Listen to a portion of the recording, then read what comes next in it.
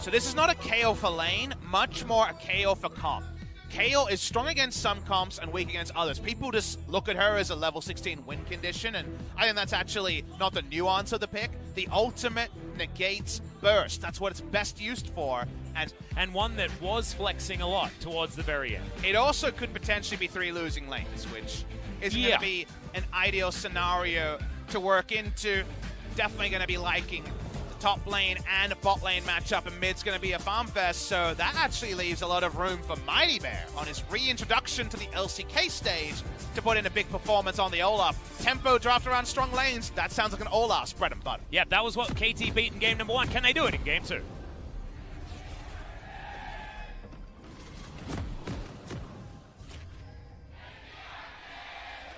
KT faithful in full voice now that they have 1 win under their belt. Rirus up towards this top side, and this is a very new VSG. Not the same one in game number 1, so honestly, we have to change how we speak about all of these players because we don't have the history of the first game to go on because we've had a 5-man swap. Exactly. We can't really talk about, like you say, game 1 to game 2 adaptations outside of kind of organizational words, not or like KT momentum, words. right? Sure. If you can speak about it purely on KT's side, but it doesn't really make a difference compared to VSG. So I'm always torn when it's a great player like Smeb going for something that seems very bold. Because KL into Cannon, obviously not a great matchup. Klepto into a Cannon, also pretty bold. When we actually saw Kale into a ranged matchup in LCK, it was fleet footwork to have a bit of sustain at the cost of high rolling and getting a skill point, or even just goal generation in a bad matchup. Yes, you can hang back, take some trades, and give up the lane phase, but giving up the lane phase against an Olaf jungle and a tempo draft is so risky, and yet that's been Smeb's decision. So is he going Klepto KO to say, camp top lane, I'm Klepto KO, how dare I go for this pick? Or is he just thinking he can outplay? We can't get it in his head, but both of those can be real possibilities, because it's going to be a tough lane. Well, you can see Score, he's pathing towards the bottom side of the map, so no help for the Kale in the early stages. Great sidestep there from B2D to avoid the Q. Snowflower's already down to half health, though, so we'll see whether KT are going to once again have a rough time here on the bottom side of the map. The Observer showed it is Unsealed Spellbook Cannon, AP Cannon very, very heavily expected from this. Been a lot of Gunblade Cannon around the world in kind of trickier matchups. We'll see. I feel he can go pretty much anything against Kale and get away with it. So we'll see how greedy Rirus is. But Ignite for laning phase, definitely a possibility here. Try to dunk on the Kale. Well, you can see pings out from VSG. They know exactly where Score is. That will mean that Rirus can play as aggressively as he wants. Minion wave shoving towards KT effectively here. Bottom side of the map, Hail of Arrows. Going to be almost as frustrating as the volley from game number 1 in the hands of Veritas. And now we'll see how Moo is going to perform here on the LCK stage here in Lowell Park. Mighty Bear's camps he's taking are pretty interesting on Olaf. On the blue side, Olaf, you can't just start the same with a leash on the bot side as often. You really want blue buff as Olaf, but his path naturally doesn't get level 3 as fast as we went for a Krug clear, and it ends at bot lane. So maybe there's a potential that he's looking for a bot lane counter gank as his primary objective. It just means that all I mean is that Olaf is farming slower in this path than you would see from most Olaf paths, and it doesn't really guarantee much. So interesting to see the blue side start. I do like it based on where this lane is positioned. KT will shove this wave forward into a potential Mighty Bear gank if KT follows this minion wave in.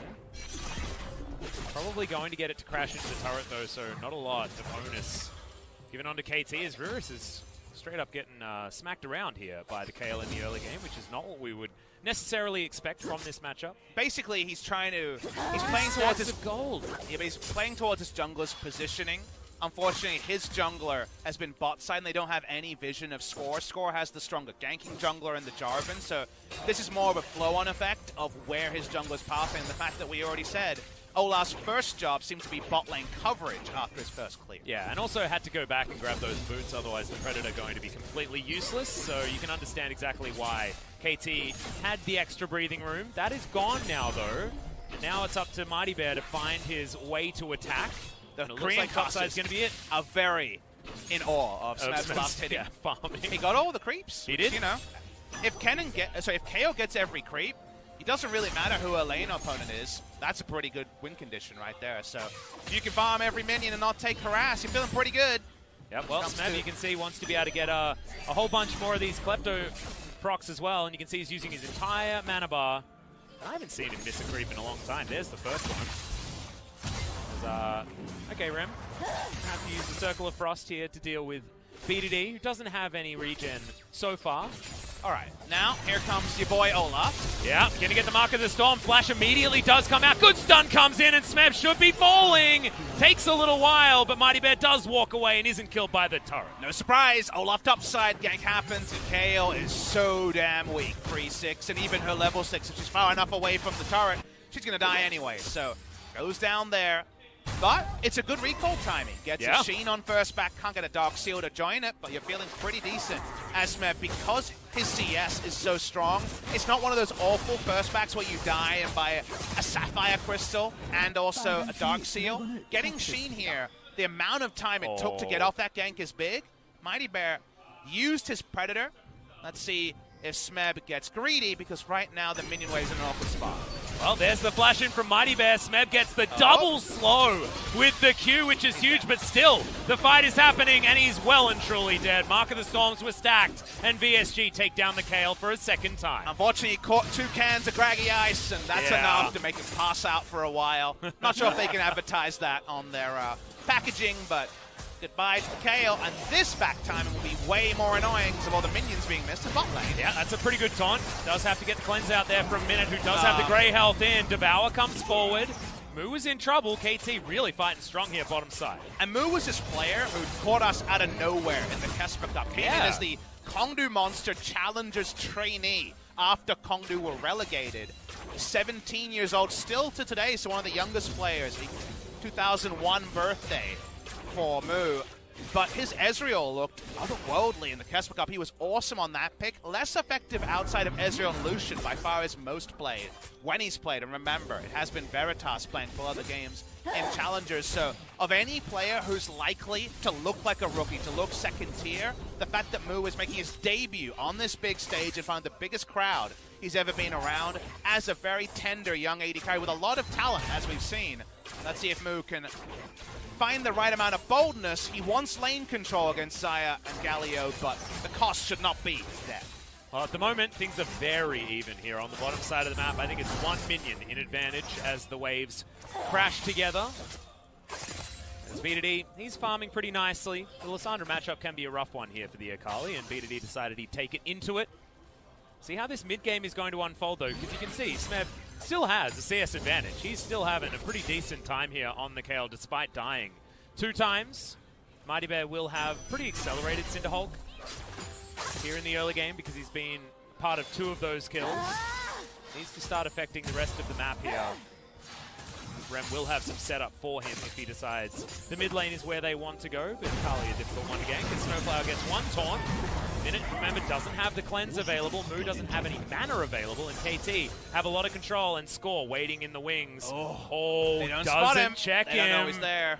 This is real dangerous. Okay, Snowflower has a flash, the double taunt, and the double knock-up from Score as well. Cataclysm will secure the 2 kills, and Snowflower perfectly tanks the turret. It's like you're watching a YouTube playthrough of Amnesia, and you know that the big jump scare is coming, but unfortunately the streamer doesn't. In this case, Moo a minute into the death chamber.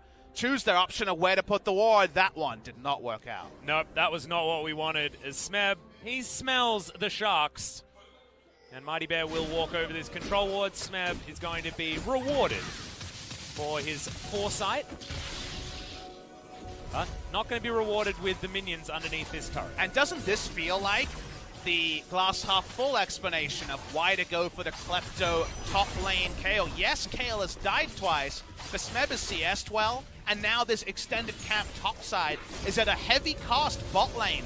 The expected winning Varus Tahm Kench is now not winning. They're in the death chamber, 2 kills shared between the 3 members of KT, and the CS is kept up from KT, so honestly, I feel like KT's winning out these trades with how everything is going. Yeah, well, Score, he's hanging around here towards the top side of the map. Rurus not going to be able to get into this lane, and it feels like more of a wave gank rather than anything else. Minute comes back, immediately taunted once more, does have flash available Cleanse is going to be up in a couple of seconds. Lick Zenit, but otherwise everything's going to be fine here for VSG. Bottom side of the map, KT picking up this minion wave and BDD picking up some damage here as we pan to the mid. And I guess the best way to summate how I feel like this game has played out is, let's consider a game where Smeb falls way behind and Moo and Minute fall way behind. Who is the stronger team in that scenario? Smeb will always... Oh, yeah, flash in. No kill going to be had, but Smeb will always have his ult to negate the burst damage on the pick comp from VSG. And that will always be there because it doesn't scale particularly with anything. However, VSG, if the Varus and Tahm Kench are rotating second around the map and not actually the Siege duo they can prove to be a not winning lane, I actually feel like VSG lose a lot. So right now, it feels like VSG are losing and KT are only gaining extras. Well, Mighty Bear's down here for this 3v3 that could potentially come in. They don't have the information on the side of KT to predict that one, but Score is going to move towards his blue buff. See whether he gives it over to BDD or not. It's pretty nice for the energy regen, especially for that of Akali who wants to be spamming those Qs. Are they not aware of that control ward? Yeah, I mean, it's been there for a long time. It almost deserves a name. Yeah. Let's call it LCK Summer 2019. Yeah. Seems to still be there for KT. Well, I mean, KT's been doing well. I kind of want to call it 2018 Summer. No. Come on. Don't bring that up today. Oh, okay, I won't. It's too early still. It might help everyone stay not excited, Popsicle. That's what I'm thinking. Double Cloud, speaking of not excited. Can you get excited about not getting relegated? I think so. I don't know. What a hollow victory for our reigning champions until 2 days ago. Yeah. First time in history that it's happened.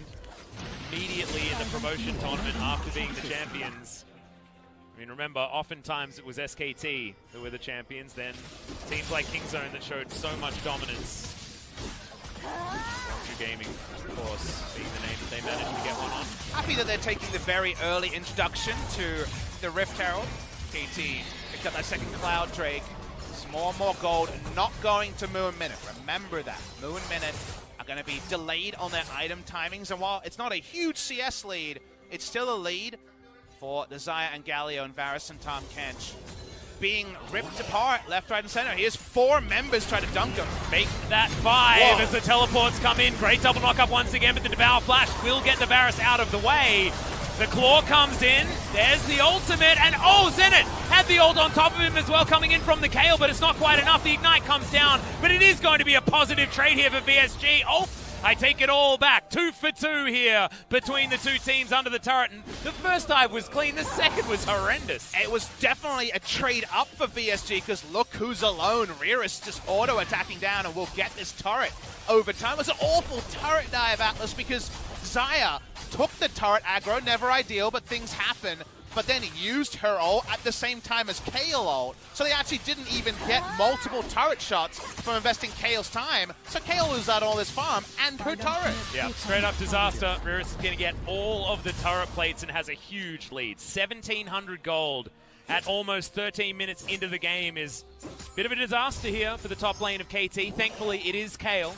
Turret dives are trust falls, and you have the lift off and the Kayle ult. So watch the turret aggro. It goes on to Zenit, you notice, on the top side over time, but he gets the Kayle ult, doesn't realize it's coming, and uses the Xayah ult. So they end up taking extra turret shots, and they don't even get a 2 for 1, they get 2 for 2, which is pretty awful given the scenario. Yeah, it's just huge here for VSG. You see the coach is pretty excited about how this one went. We'll see how they're going to be able to snowball this one. Currently, about a 1.4k gold lead. Not a huge deal. BDD does have Gunblade. Completed Smeb.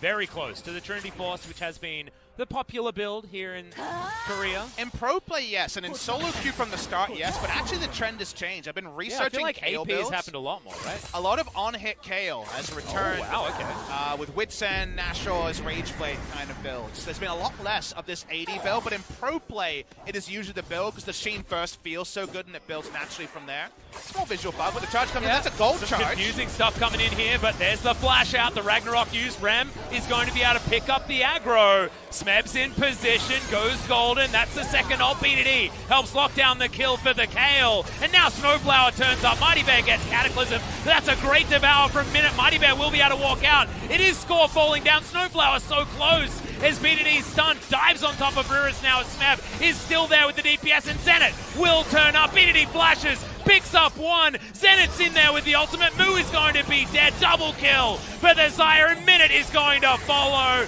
BDD just wanted to utilize a Kale ultimate for some reason, and KT will be able to celebrate after a one-team fight. KT get the wipe. This could have been cleaner from both sides, but it's the promotion tournament, not the finals.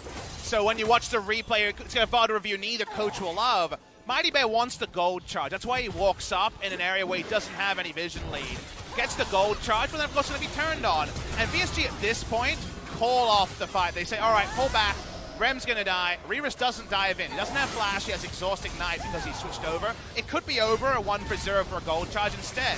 Mighty Bear goes too boldly, but he could be disengaged, and this could end for VSG, and it's pretty good, salvaging things, all things considered, but they're so greedy to dive back in again that by the time Zenith joins, there's bonus kills to be gotten. VSG could have given it up as a 0-for-1, could have taken a 1-for-1, but they thought they could get a 1-for-0, a 3-for-1, and that's where their greed is turned around by KT. Yeah, and I think that exhaust was supposed to go on BDD as well. Here Nice who's coming in here from KT, who are trying to salvage what has been a pretty rough early game for them. VSG still with a gold lead. Rem going to be able to get out of this gank in the mid lane, but KT have decided to stop the laning phase. They're parking Snowflower and Zenith towards the mid lane, and it will be Smeb just farming up against this bottom lane duo of VSG. And VSG got so much turret gold from plates because, of course, the solo gold top side.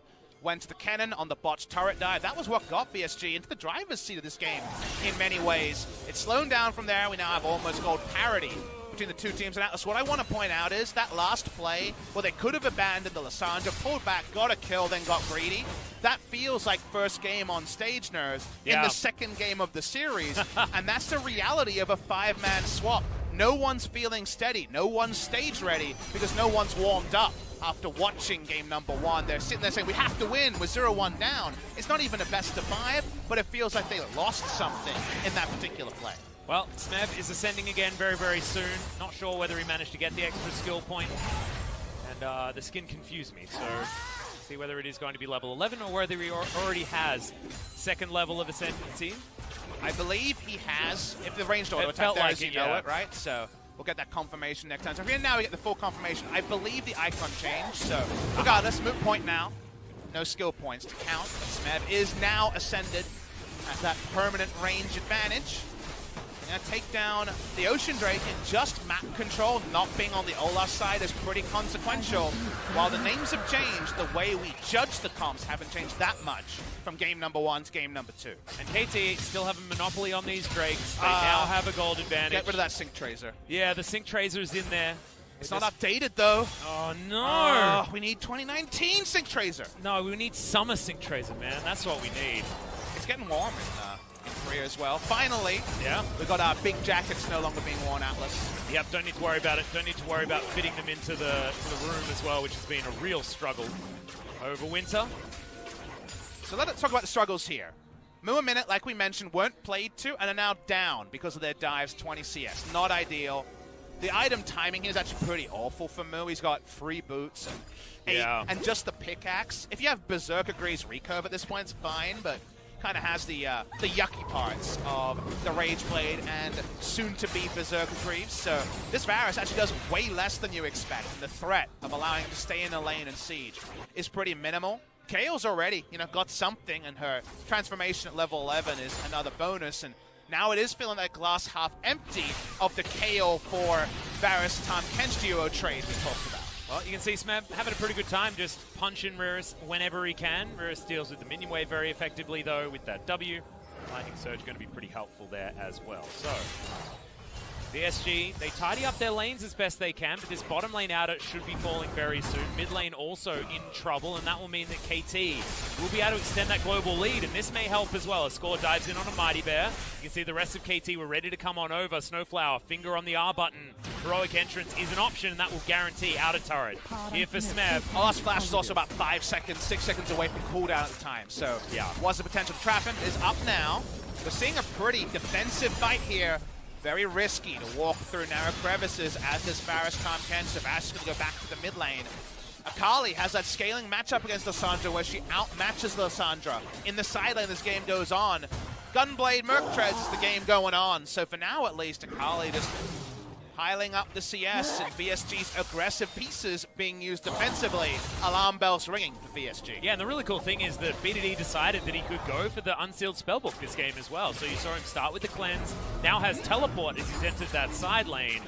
Mercury Treads were completed already, now has himself the Oblivion Orb just to make up for that lack of Sorcerer Shoes magic penetration. So I like the adaptation here from BDD, able to be that split pusher, but also not having that incredibly terrible time against Lissandra without the Cleanse. The flexibility of Unsealed Spellbook is also in the fact that you can park the Cleanse and then win a fight with it and teleport in. That's the big thing you can do, right, when the cooldowns overlap in that way. So a lot to like about BDD's mid-game situation here. It does kind of shore up some of their rotational disadvantages that you might get just naturally from Corki versus Lissandra or Kali versus Lissandra. So if you can go Unsealed Spellbook against Lissandra, then Lissandra starts to lose out in multiple ways, and the validity of early round Lissandra takes a second tier move. Well, Zenit now has the QSS completed, so he's basically got his own cleanse. He'll be able to get out of a lot of the CC that is coming in here. I feel like any sort of cleanse has extreme value against VSG's composition. Everyone, apart from Mighty Bear being able to lock you up. Minute, of course, able to eat you. As KT move themselves towards the top side, outer turret in mid is still available. Zenit is going to park himself there as Smeb. He's just trying to take this one down as best he can. Q going to miss. It looks like Rem will have enough wave clear to stop that tower from falling. So, bit of a lull state, as our good friend LS would say here at about the 20-minute mark. See whether KT are going to be the team to make the move, because once again, we feel like KT, moving into the later stages of the game, are feeling happier and happier. It's because the pieces on VSG are best piloted aggressively. Speaking of aggression, you're going to see a turret dive soon. Yep, Smeb's going to get ulted. Does still have that Divine Judgment available. There's the Abyssal Voyage, but no Justice Punch is going to land there from Snowflower. Score goes golden, but he's surrounded by 5 members, and Moo is going to grab that kill comfortably. BDD with a full health bar, but doesn't find the Shuriken backflip. And that is just one easy pick there to score it overextended. The execution was really poor from KT. Snowflower missed a taunt flash on Rem, who wasn't moving on Lissandra. Seemed half-hearted at best. I understand just not flashing because it's Lissandra, but he flashed and missed, so that's not what you want to see. Then it's going to clean up a mid-lane turret. The point we wanted to get to is that Varus Tahm-Kench sieging, great. Varus Tahm-Kench being pushed into, not so good. Lissandra, as the game goes on, becoming predictable, not so great. Roam advantage, great. Taunt flash misses like we see. This is where KT should be putting VSG in the ground, and yet they mess up their execution, and it feels like the 9th placed LCK team rather than KT Rolster, famous Korean org. Yeah, or the Summer Champions of 2018. Of course, we do have a new champion in SK Telecom heading towards MSI.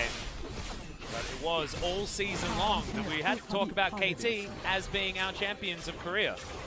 Well, we kind of stopped saying. We certainly did. It seemed like an insult at some point. But he's on the flank here, and he's pretty big, as we know. Yep, he's going to get that Shroud down. Devour comes in, but Minute, will he be able to actually get Muda? Safety backline, though. Slicing Maelstrom is massive, and KT's health bars are falling low. Flash out from Zenit, and he's removed from the fight by Ram. Now Snowflower has the ultimate on top of him. It's a good taunt as BDD. A lot of damage, and Smeb as well. At half health, just able to get so much consistent DPS. BDD falls down, but Smeb picks up the pieces, and VSG run for the hills. KT trying to make it difficult for themselves, even with some great tools against VSG's comp, yet they still get over the line. They still keep up with the Mountain Drake. It's weird, it's wonderful, it's relegations, but KT, they stay a step ahead. Yep, they do. It feels like they're piecemealing themselves together, team fights at the end here. Remember, we say that KO's value is the fact that they have a diver in the Akali. The enemy has a comp that blows up one person well. KO needs to be in position to use her utility, but KO comes in from a flank. She's not cannon, so unfortunately, they lose their AD carry for free to begin this play, and yet BDD's pumped up enough. VSG is already behind in terms of items. The item lead is eventually what babies them over, but the execution, not fantastic enough to win anyway. How long was Score sitting on that dragon? It was a bit of a confusing fight there on the Jarvan's perspective, but might have missed a few things there in the replay. Moo tries to clear up this minion wave, but the lanes are getting longer and longer here for VSG as this game goes on, and you can see they've only been able to sneak a few wards past that river. You can imagine that KT now looking to focus on their Baron Vision, Double Cloud, an Ocean, and a Mountain Drake. Means that they'll be able to get to that Baron Pit, regen up a bit, and kill it faster. And to once again be clear to our viewers who have not seen Korean KO before, the build path in pro play and till about the last 2 weeks in solo queue has been this build of Trinity Force, Rapid Fire Cannon, Infinity Edge. Basically, your Corki impersonation on the KO. A lot more on-hit builds. Nemesis Pentakill, of course, was an on-hit build, the hybrid build that was kind of expected for KOs around the world. Korea has been transitioning away from this build to more hybrid builds, but Smeb sticking to what he knows, sticking to what they scrimmed, and the IE third on the way. Yeah, it will be the 100% crit build as well. You build a secondary Zeal item, and then Essence Reaver comes in as the final item, if he's going to follow along from what players like Noguri have popularized. Hey, true damage AoE crits are just like magic damage crits in some ways, right? So you understand the validity there. Yep, just means that there are a lot of schools of thought when it comes to the KO. There's AP, there's crit, there's also the on-hit that you've been talking about. So Smeb, he's going to go the crit route this time, and I think regardless of what you do, she does pretty good if you buy more items. And that's why we liked the trade that happened with VSG camping top and KT camping bot is. Hold the point for now as it moves pretty far up. Yep, Devour has to be used very early in this one. The ultimate did come out from the Varus, but get absolutely nothing done. And now BDD dives in. Shroud goes down. That's going to be the ultimate used. Divine Judgment. The flank comes in from the back as Rurus gets damaged onto 2 with the Slicing Maelstrom, but no one's going to die. Heroic Entrance comes forward. It does have to be a stopwatch used by REM, but he has to get devoured afterwards and isn't able to get damage in there. KT, they're softened up. And no one has fallen apart from Mu early in the fight. Both teams being pretty respectful at the tail end of those engages means that health bars on both sides take a huge hit, but only Mu dies. So we back away from that play. No one was able to capitalize on what was a huge flank coming through from Rurus. Yeah, flanks was still poking. I think Minute went too far. Yep, the Grey Health is going to be in there. Has to activate it very early. The flash does come forward as Smeb is just hitting whatever is in front of him. Very scary on the KL at this stage, 3-2-7, and casually has himself a 400 gold bounty after being targeted and 0-2-0, 2 levels behind in the early game. So watch the replay here. The flank opportunity was big, but it's after Mu walks up. Again, it's all about baiting out the Devour. The Devour's down, you assume the fight is over. KT, see something like BDD, hard engages with the KLO, so the confidence just dive in. Rurus can't really flank anymore as a level 14 cannon, but as we noticed with Mu dead, it's very difficult for there to be damage to kill enemy members. Chunk them, yes, but actually kill them, much more tricky. Yeah, and it felt like the Heroic Entrance was going to be high value, but then, you know, the Zhonya's was there, the Ragnarok was there as well, so unfortunately not actually able to lock anyone down, and KT weren't able to continue that fight after that point. And the fight actually also, just to finish my previous point, illustrates what KO can do. Put the ult on the Akali, she does the rest of the work. Doesn't matter if you build AP, AD, or have no items, you can always do that. Yeah. Meanwhile, how does Varus do damage when it's not about sieging as Tom Kench and Varus? He needs to warm up his Rage Blade from behind as a squishy Varus, and then just dies. So they're not able to get value out of the duo that's behind on the side of VSG, and KO will always do something. In fact, she's going to do a lot of things. She's level 16. Level 16 and with the Infinity Edge. When it comes to item spikes and power spikes in general, you know that I'm a massive fan. This is probably one of the biggest ones in the game that has just been completed here from Smeb. Zenit almost has his IE as well as Snowflower. You can see VSG knows something up, otherwise this Galio would not be here as Flag and Drag gets score out of there before he can get stunned as Mighty Bear might be in trouble. BDD looking for the flank. Rurus as well, not going to be able to get there in time. Good backflip. Closes the gap there for the Akali, but loses half of his health bar. Chunks out Mighty Bear, and now KT have an opportunity to head towards this Cloud Drake for their 3rd of the game and their 5th Drake in general. Rurus has most of the gold on VSG. Had Flash, could have come over the wall. KT smart not to try to push into this inner turret any longer. Going to be a free Cloud Drake, but that's definitely the one you want to give up as a freebie for VSG. And if you can find a way to get one more item on cannon, and specifically level 16, start to hit and hope that this one big flank from Kennen, if they catch Xayah and Kayle and find a way to burst down one of them, there's always the chance that they can actually turn around what should be a teamfight advantage for KT. Well, Ocean Drake going to be spawning the 6th Drake of the game, and KT could have 6 heading towards the Elder Drake that will be spawning. Man, that is going to be a lot of on-hit damage if they are able to take that one down, as Rem setting up, looking for Snowflower, who did go back and purchase himself a stopwatch. You can tell that KT want to fight for this Baron, and they want to fight for it soon. Control Ward goes down. They have control of the pit. Now, can they actually wield Smeb in this next team fight? Will Zenit be able to free hit? Can KT tidy up this team fight play?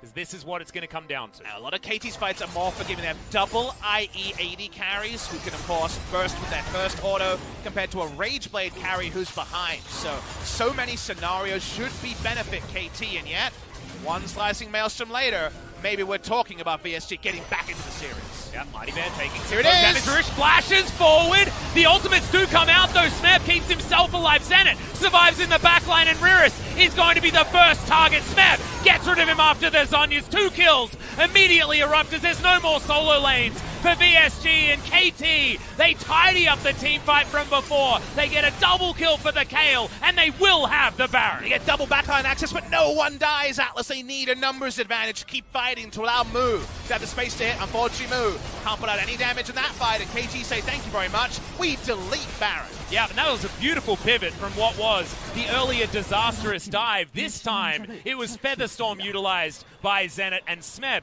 had his own divine judgment in order to keep himself alive through the Slicing Maelstrom. That could have been a huge disaster.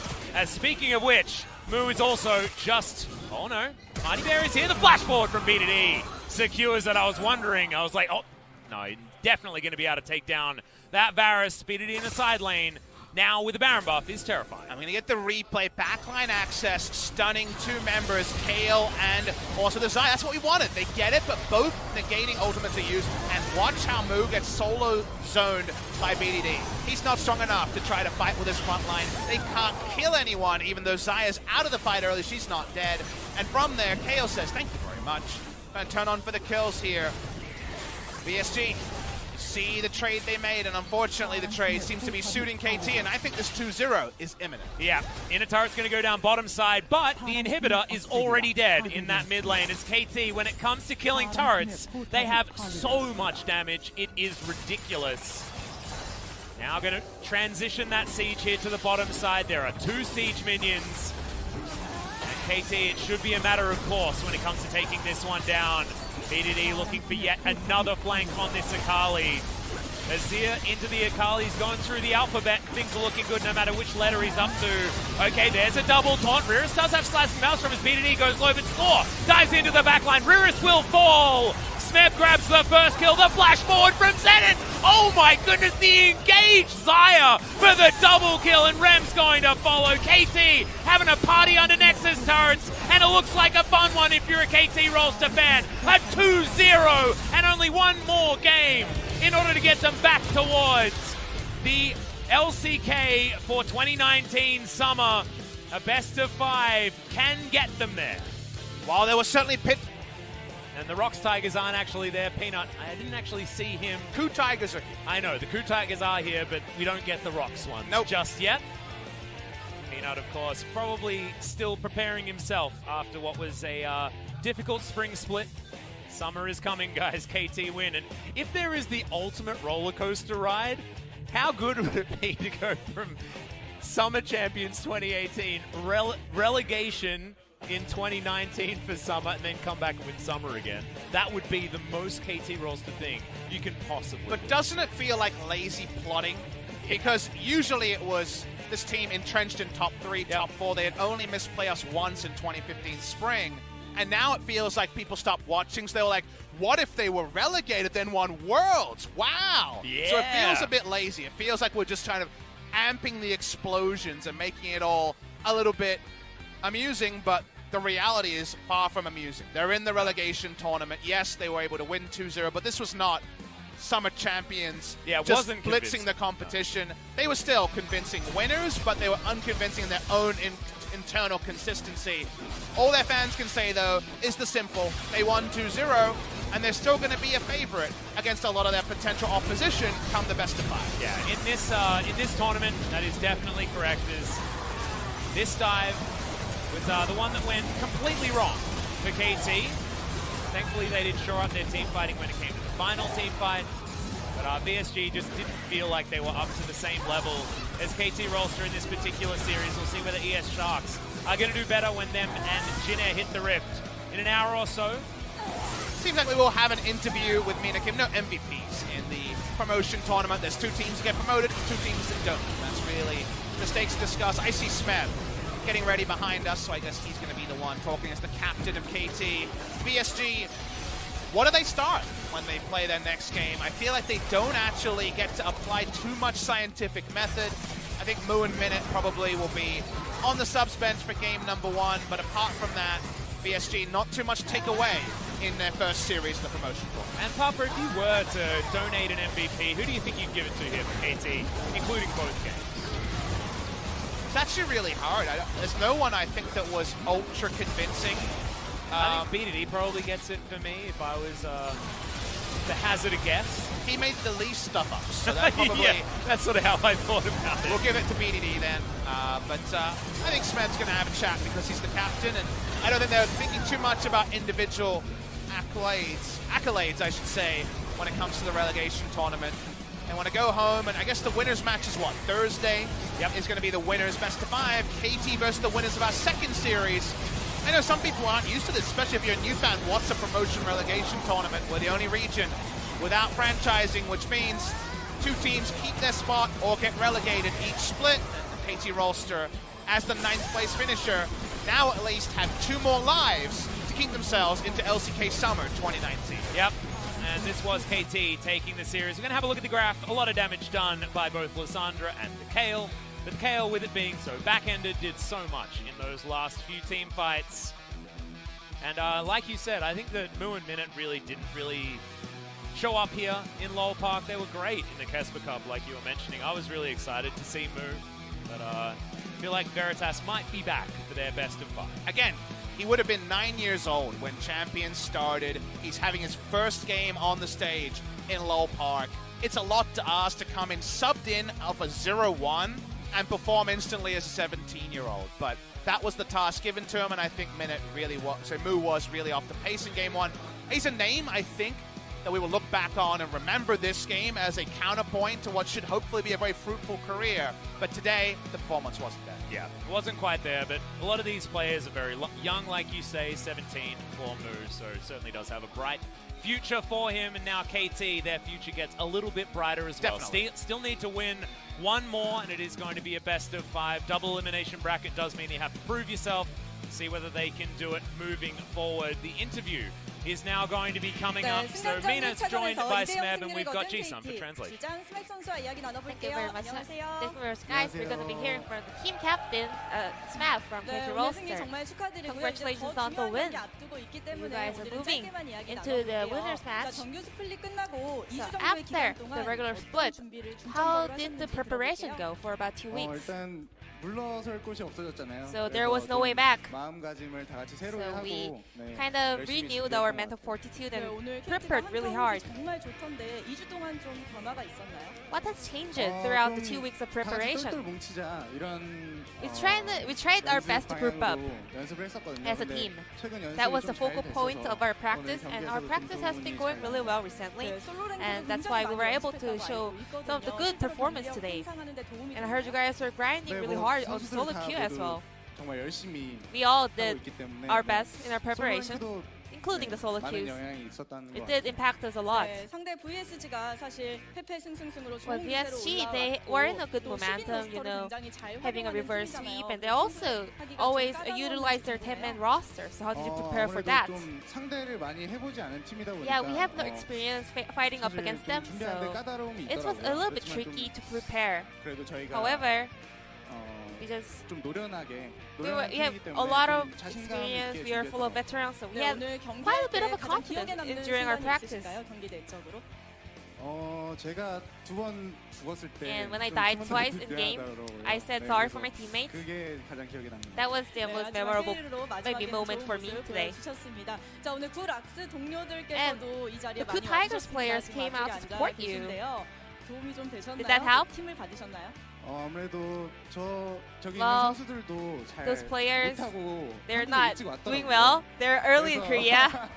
So yeah, I got some energy from them. I hope we all can pick up some better results. So you guys are going to the winners match. How are we going to prepare for that? 이제 한 경기가 남았다고 So we 생각하고 have one 싶은데요. best of 5 left. 좀 I just want to 좋은 believe it so. 경기력으로 좀 So I just want to like 멋있게 이겨서 have a really 멋있게 awesome 잘 victory 이뤄가고 against 싶습니다. our 감사합니다. opponents and show some great performance to our fans. 이뤄내시길 기도하겠습니다. So I hope you guys can remain in LCK, and this will be the end of the interview with Smap from KT Rolster, picking up 2-0 victory up against VSG. 네, 스맵 선수 And I'm 만나봤습니다. gonna pass it back to the casters. Thank you.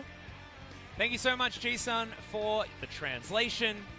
And it is going to be a long break, Papa Smithy. I think we've got about an hour and a half until Jin Air is going to be taking on the ES Sharks. LEC and LCK synergy, right? Those matches, unfortunately. Look at the LEC final, look at the LCK final. Yeah. We're the friends at the moment. All our series just goes super fast. So yeah, guys, an hour 25 at least till picks and bans start. A little bit less for the broadcast to start, but 7:50 p.m. Korean Standard Time and whatever your local time zone.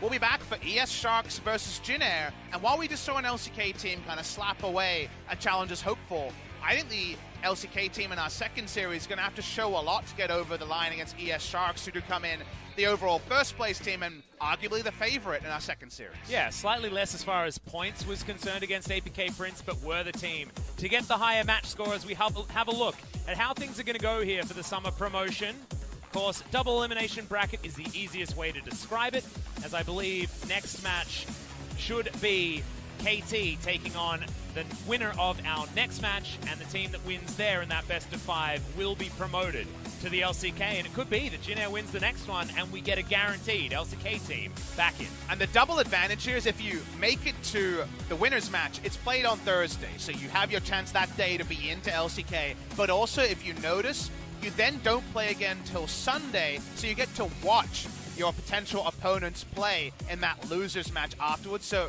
there's a double advantage, almost like you double stack by making it to the winner's final, because you get the prep advantage and, of course, the first shot at making it to LCK. Exactly right, and that's Thursday, Friday, so the next day they sit back and they watch. But guys, speaking of which, you got about an hour and a half until we're live again with ES Sharks versus Jin Air.